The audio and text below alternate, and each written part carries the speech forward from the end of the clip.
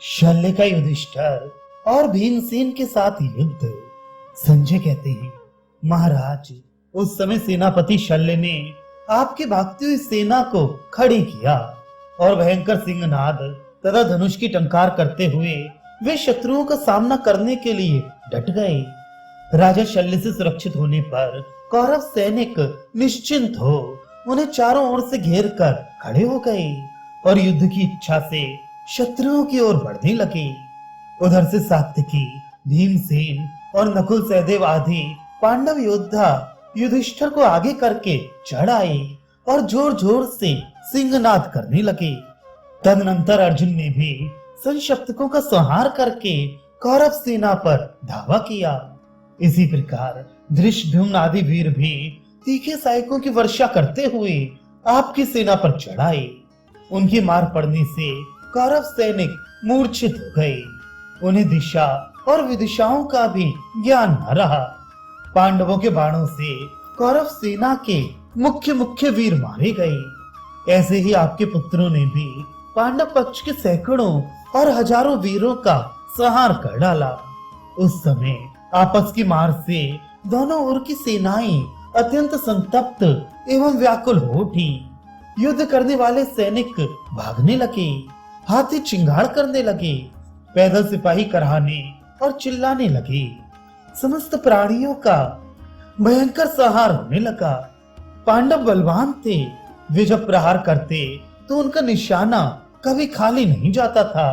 इसलिए कौरव सेना बहुत कष्ट पाने लगी। आपकी सेना को क्लेश में पड़ी देख राजा शल्य उसका उद्धार करने के लिए आगे बढ़े। पांडव भी मद्रराज के पास पहुंचकर उन्हें तीखे बाणों से बींधने लगे। तब महाबली मद्र नरेश ने युधिष्ठिर के सामने ही सैकड़ों तीखे बाण मारकर पांडव सेना का संहार आरंभ किया। उस समय भांति भांति के अपशकुन होने लगे। पर्वतों सहित पृथ्वी डोलने लगी। धीरे धीरे युद्ध का रूप बड़ा भयंकर हो गया। महाबली शल्य ने द्रौपदी के सब पुत्रों को, नकुल सहदेव को और धृष्टद्युम्न, शिखंडी तथा सात्विकी को बींध डाला। उन्होंने इसमें से प्रत्येक वीर को 10-10 बाण मारे। तत्पश्चात शल्य ने बाणों की झड़ी लगा दी। फिर तो प्रभद्रक तथा सोमक क्षत्रिय हजारों की संख्या में गिरते दिखाई देने लगे। उनके सहायकों की चोट खाकर कितने ही हाथी, घोड़े, पैदल और रथी योद्धा धराशायी होने लगे। कितनों को मूर्छा आ गई और बहुतेरे चीखने चिल्लाने लगे। उस समय महाबली मद्र नरेश सिंह के समान दहाड़ रहे थे। शल्य के बाणों से पीड़ित हुई पांडव सेना रक्षा के लिए महाराज युधिष्ठिर के पास भाग गई। इस प्रकार सेना को कुचलकर वे युधिष्ठिर को पीड़ा देने लगे। ये देख युधिष्ठिर ने तीक्ष्ण बाणों की वर्षा करके शल्य को आगे बढ़ने से रोक दिया। तब शल्य ने उन पर एक भयंकर बाण चलाया। वेग से छूटा हुआ वह बाण युधिष्ठिर को घायल करके पृथ्वी पर जा पड़ा। अब भीमसेन को क्रोध चढ़ा। उन्होंने शल्य को 7 बाण मारकर बींध डाला। इसी तरह सहदेव ने 5 और नकुल ने 10 बाणों से उन्हें घायल किया। द्रौपदी के पुत्रों ने भी बड़े वेग से उन पर बाणों की वृष्टि की। शल्य को बाण वर्षा से पीड़ित होते देख कृतवर्मा, कृपाचार्य, उलूक, शकुनी, अश्वत्थामा तथा आपके पुत्र ये सब एकत्रित होकर उनकी रक्षा करने लगे। कृतवर्मा ने 3 बाणों से भीमसेन को बींध डाला। फिर बाणों की बौछार से धृष्टद्युम्न को घायल कर दिया।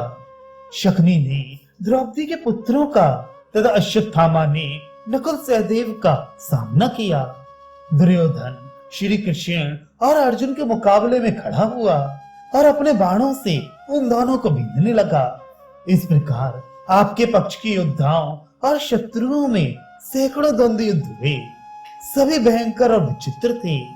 तदनंतर मद्रराज शल्य ने सहदेव के घोड़ों को मार डाला।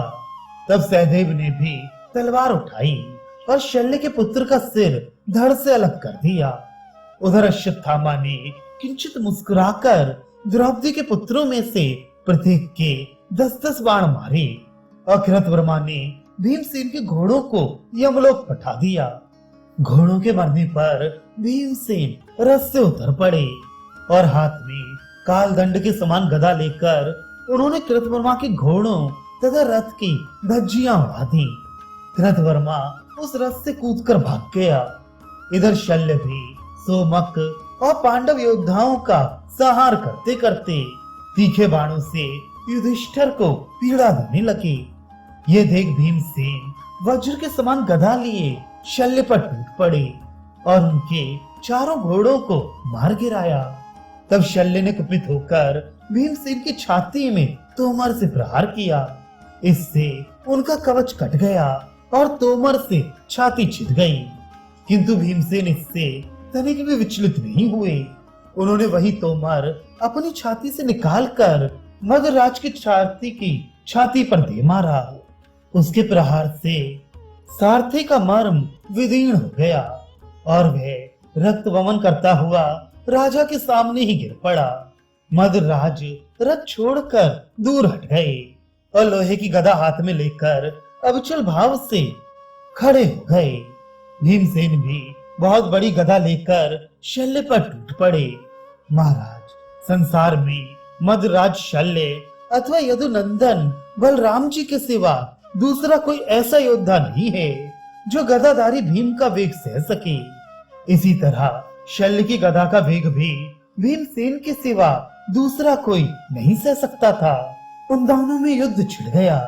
मगधराज ने अपनी गदा से भीमसेन की गदा पर जब चोट की तो वह प्रज्वलित सी उठी, उसमें आग की लपटें निकलने लगी। इसी प्रकार भीमसेन की गदा के आघात से शल्य की गदा भी अंगारे बरसाने लगी। ये देख सबको बड़ा आश्चर्य हुआ। गदा की मार से एक ही क्षण में दोनों के शरीर घायल हो गए। दोनों ही लहूलुहान हो उठे। मगधराज की गदा से बाएं और दाएं भाग में अच्छी तरह चोट खाने पर भी महाबाहु भीमसेन विचलित नहीं हुए, पर्वत के समान स्थिर भाव से खड़े रहे। इसी तरह भीम की गदा का बारंबार आघात होने पर भी शल्य को जरा भी घबराहट नहीं हुई। वे दोनों जब एक दूसरे पर गदा का प्रहार करते थे उस समय चारों दिशाओं में वज्रपात के समान आवाज सुनाई देती थी। उन दोनों का पराक्रम अलौकिक था। वे लड़ते लड़ते 8 कदम आगे बढ़ाए और लोहे के डंडे उठाकर एक दूसरे को मारने लगे। उस समय परस्पर प्रहार करते हुए दोनों वीर मंडलाकार विचरते और अपना अपना विशेष कौशल प्रदर्शित करती थी। इसके बाद वे पुनः गदाएं उठाकर परस्पर प्रहार करने लगे। इस तरह लड़ते लड़ते जब अच्छी तरह घायल हो गए तो दोनों एक ही साथ रणभूमि में गिर पड़े। उस समय दोनों पक्ष की सेनाओं में हाहाकार मच गया। भीम और शल्य दोनों के मर्म स्थानों में गहरी चोटें लगी थी, इसलिए वे दोनों ही अत्यंत व्याकुल हो गए थे। इतने ही में कृपाचार्य आए और शल्य को अपने रथ में बिठाकर तुरंत रणभूमि से बाहर ले गए। इधर भीमसेन पलक मारते मारते होश में आकर उठ खड़े हुए और गदा हाथ में ले मगधराज को युद्ध के लिए ललकारने लगे। तब आपके सैनिक नाना प्रकार के अस्त्र शस्त्र लेकर पांडव सेना पर टूट पड़े। आपकी सेना को आगे बढ़ती देख पांडव योद्धा भी सिंहनाद करते हुए दुर्योधन आदि कौरवों पर चढ़ आए। उस समय आपके पुत्र ने एक प्रास मारकर चिकितान की छाती चीर डाली। वह खून से नहा उठा और प्राणहीन होकर रथ की बैठक में गिर पड़ा। ये देख पांडव महारथी आपकी सेना पर बाण वर्षा करने लगे तथा कृपाचार्य, कृतवर्मा और शकुनी ये मगधराज को आगे करके धर्मराज युधिष्ठिर से युद्ध करने लगे। शल्य ने युधिष्ठिर को मार डालने की इच्छा से उन्हें तीखे बाणों से बीन डाला। तब युधिष्ठिर ने भी मुस्कुराते हुए 14 नाराज छात्र में लिए और उनसे शल्य के मर्म स्थानों को बींध डाला। अब शल्य क्रोध में भर गए। उन्होंने राजा युधिष्ठिर की प्रगति रोक दी और अनेकों बाणों से उन्हें घायल कर दिया। युधिष्ठिर ने भी तेज किए हुए सायकों से शल्य को घायल किया। फिर चंद्रसेन को 27 और उनके सारथी को 9 बाणों से घायल करके द्रुमसेन को 64 बाणों से मार डाला। चक्र रक्षक के मारे जाने पर शल्य ने 25 चेदी योद्धाओं का सफाया कर डाला। फिर सात्यकी को 25, भीमसेन को 5 तथा नकुल सहदेव को 100 बाणों से घायल कर डाला। राजा शल्य जब इस प्रकार रणभूमि में विचर रहे थे, उस समय उनके ऊपर युधिष्ठिर ने अनेकों तीक्ष्ण बाणों का प्रहार किया। साथ ही उनके रथ की ध्वजा भी काट दी। ध्वजा गिरी हुई देख शल्य को बड़ा क्रोध हुआ और वे शत्रुओं पर बाणों की बौछार करने लगे। उन्होंने सात्यकी, भीम, नकुल और सहदेव इनमें से हर एक को 5-5 बाणों से घायल कर दिया।